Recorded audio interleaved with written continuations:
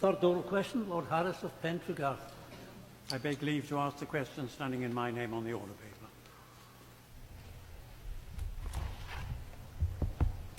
My Lords, the UK welcomes the recommendations of the UN Human Rights Committee in response to the second period report of Indonesia under the International Covenant on Civil and Political Rights.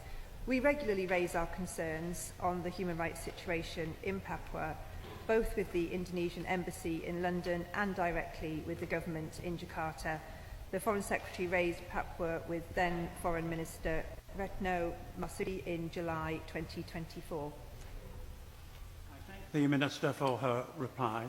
Since Indonesia invaded and occupied West Papua, there have been the most appalling human rights atrocities. Perhaps as many as 300,000 people have been killed. Particularly worrying at the moment is the way West Papua is being repopulated by people from Indonesia, so that indigenous population are in danger of becoming a minority in their own country. The world doesn't know about this because Indonesia refuses to allow the press in, NGOs in, or human rights commissioners. What further steps could the government take to press the Indonesian government, and what further steps might it take actually with the UN itself, because this situation has gone on far too long? The Noble Lord raises his concerns consistently on this issue, and we respect him for doing that. But as I say, we will continue to raise concerns both through the Foreign Minister. Minister Dodds visited Indonesia in September, and she also raised concerns about Papua. My Lords, the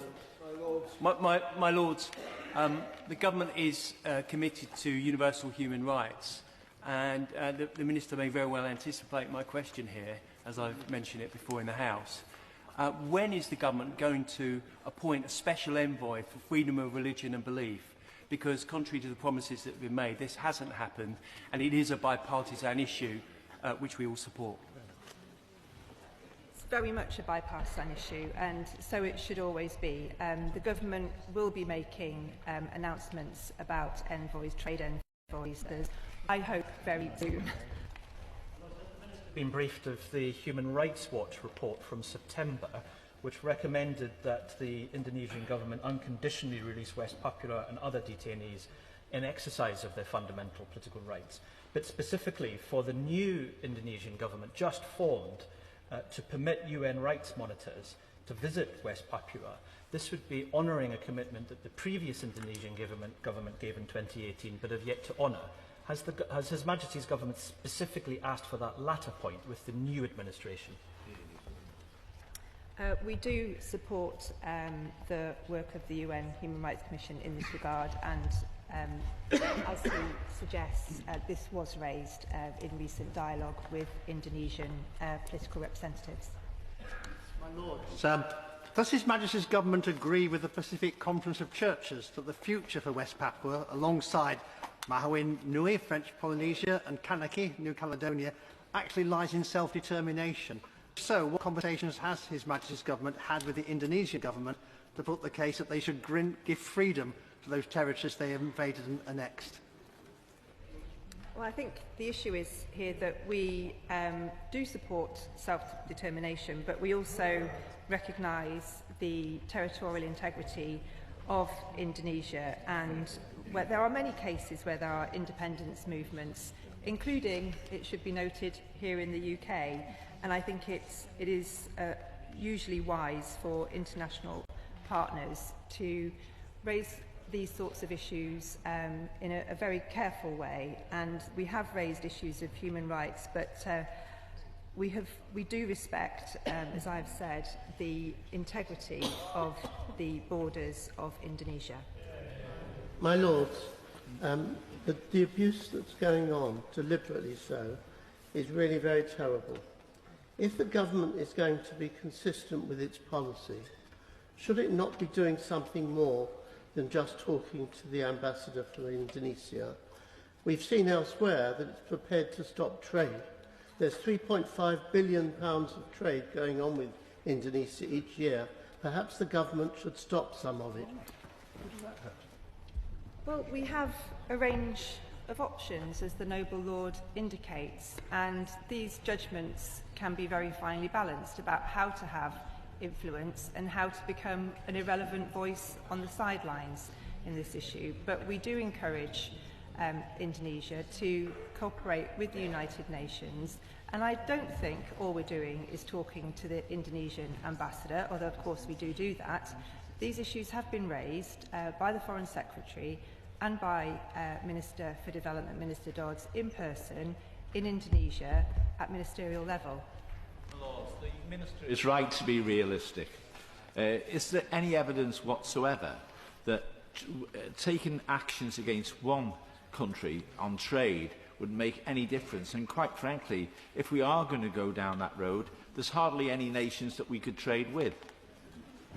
Well, I think every circumstance is different.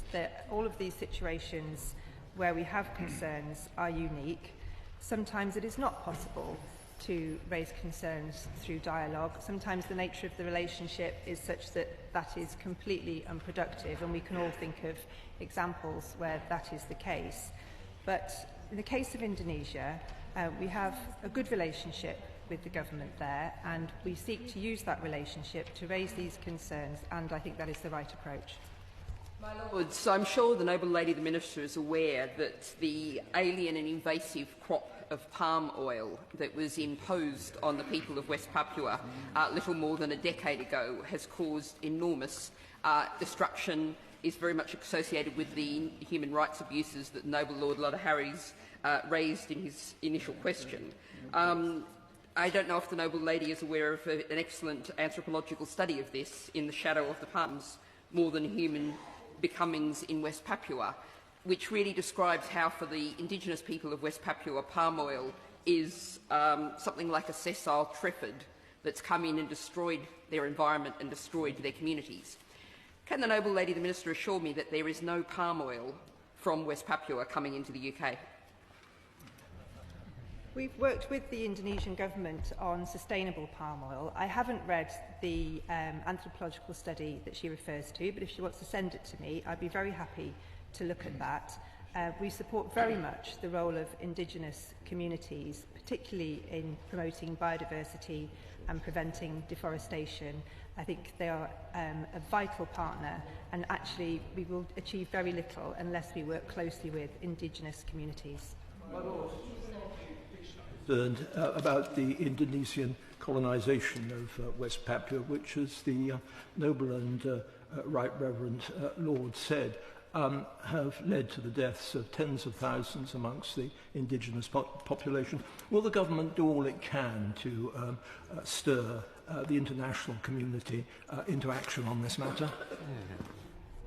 I think the international community is aware of the situation in Papua, hence the interest from the United Nations, and will continue to work through that method and bilaterally as well to continue to raise the issues that we're also concerned about. My Lord, I'd like to congratulate the Honourable Lady and the Minister for the very measured approach that she's taking here, but could also within those, can she reassure us that the Foreign Office also recognised the crucial importance of Indonesia, the fourth most populous nation in the world, the most populous Muslim nation, and also a crucial part of the economic and security infrastructure in the Indo-Pacific. While we're making those representations, can we also be advancing our relationship as well? Well, I do think that whenever possible, influence should be gained through a good relationship and one of being perhaps sometimes a critical friend. And I think that the points that he makes about the wider Indo-Pacific and the security situation are also things that a responsible government here in the UK really does need to take into account. Very grateful to the Noble Lady the Minister for her answers to Lord Speller and Lord Watts. Will she take this opportunity to congratulate Indonesia for having last month deposited its formal application to join the CPTPP? Will she congratulate them on, like us, having had a recent democratic and peaceful transition of power where the new government keeps the same trade policy towards the Pacific bloc as the previous one? And will she take this opportunity to confirm that we will not engage in the kind of protectionism disguised as environmentalism that has led the rapeseed oil industry in Europe to come up with effectively a sabotage of any trade deal, thereby opening the door towards the UK being Indonesia's chief trading partner in this part of the world? We do note the approach to CPTPP by Indonesia, and we believe that we believe in free trade, and we want to strengthen our trading relationship with partners through CPTPP, as the Noble Lord would expect.